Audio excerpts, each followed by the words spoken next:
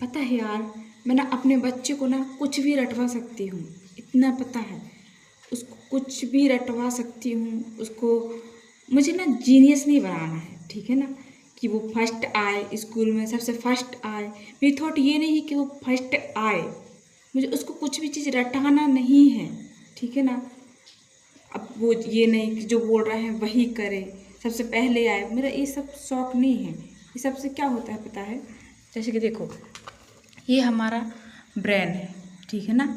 ये हमारा क्या है, ब्रेन है। बार बार बार बार बच्चों को यदि तुम टोकोगे ना कुछ भी करने से, तो उसका ब्रेन ना सिकुड़ने लगता है, काम करना कर देता है। अब देखना ना, जिन बच्चों को ना ज़्यादा रोक टोक लगाया जाता है ना, वो बच्चे एकदम सुस्त टाइप के रहते हैं स्कूल में। शायद इंटेलिजेंट हो भी जाए ना वो लोग, तो एक अलग ही माइंड रहता है उनका।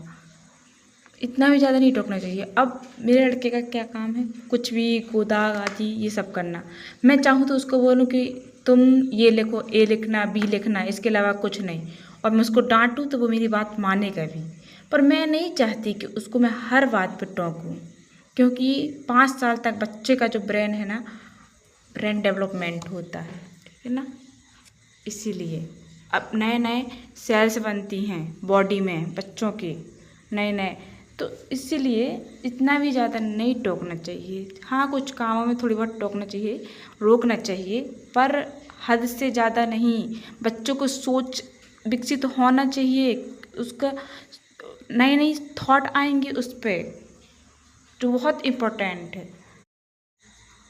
मैं ये वीडियो पहले भी बना चुकी हूँ कि हम इंसान क्या थे, एक आदि मानव थे, जंगलों में रहते थे, पेड़ पौधों के बीच रहते थे। तो हमने कभी एक ही चीज़ के बारे में लिख लिख के रटना कभी सीखा ही नहीं है। उस टाइप का माइंड हमारा है ही नहीं। तो इसीलिए बच्चों को जो भी चीज़ है, आप सोचो कि एक छोटी सी उम्र में हर चीज़ बनने लगे, ये पॉसिबल नहीं है। ये रट्टाफिकेशन बहुत ही रॉन्ग है, बहुत ही गलत है। अगर सिखाना ही है तो कुछ विजुअल लर्निंग सिखाओ। हद से ज़्यादा रोक टोक ना, क्या बोलूँगा, ये हमारे नेचर में था ही नहीं। हम एक जानवर की तरह रहते थे पहले। हमारा जो माइंड है ना, वो उसी हिसाब से बना हुआ है। तो वक्त लगेगा कुछ भी चीज़ सीखने में, और कुछ लोग नहीं सीख पाते हैं।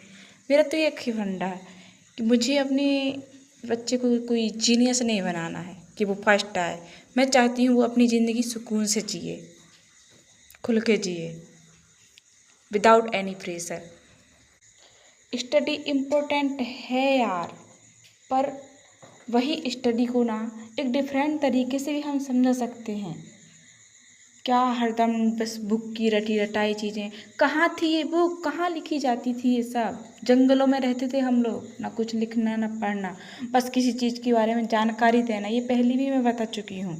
जैसे कि हम रामायण के और पीछे भी जाएं तो वहाँ क्या होता था, कुछ लिखा नहीं जाता था। उसके पहले, महाभारत के पहले, सब कुछ पेड़ पौधे हर चीज़ की बस सिखाया जाता था। हमारे जो पुराने और भी वैज्ञानिक हैं, उन्होंने लिखना नहीं, उन्होंने सीखा है हर चीज़ के बारे में, नई नई जानकारियाँ। क्या आज की दुनिया में बिल्कुल ना।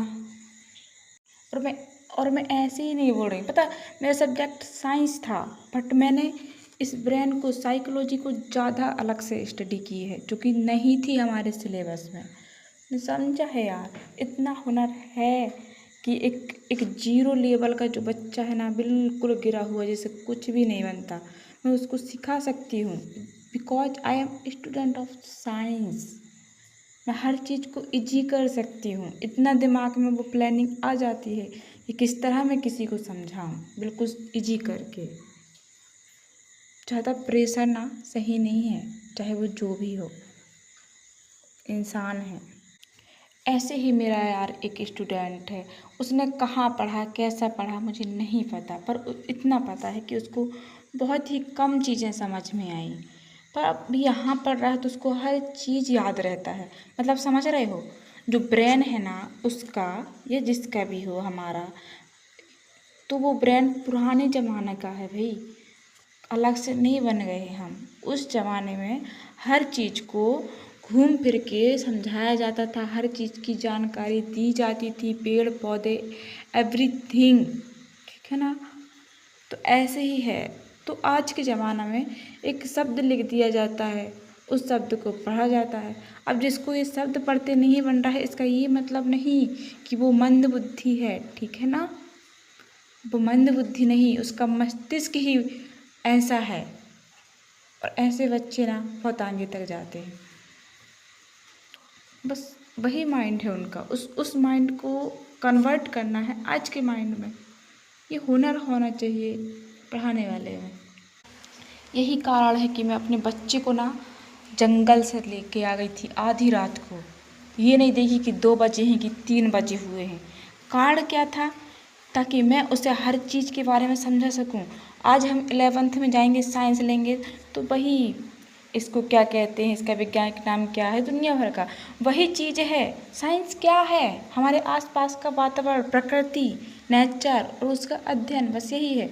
तो बस उसे सरल तरीके से उसको बताना है कि ये चीज़ें हैं। मैं नहीं चाहती कि मेरे जान पर, मेरे बेटे पर कभी कोई प्रेशर आए।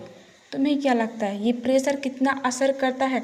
कार्टिसोल हार्मोन उत्पन्न करता है।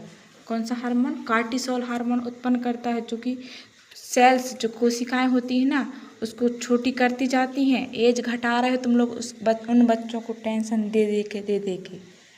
और ये टेंशन है। और ऐसे ही पता है क्या होता है, आज बच्चे पढ़ रहा है, 12th में जाएगा, फिर उसके बाद इतना प्रेशर बढ़ता है ना उसके दिमाग में, कुछ बनता नहीं है। कहीं बहुत सी ऐसी कारण रहता है जिसके कारण बच्चा कितने सुसाइड कर लेते हैं।